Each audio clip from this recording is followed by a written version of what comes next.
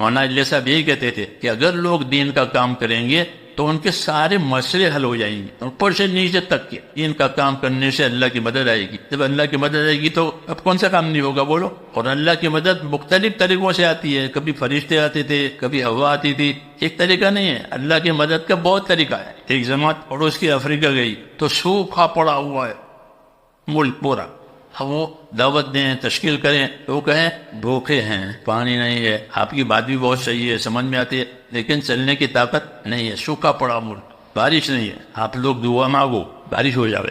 تو حدیثوں میں ہے کہ اللہ کے راستے میں محنت کرنے والوں کی دعائیں ایسی قبول ہوتی ہے جیسے نبیوں کی ہوتی ہے۔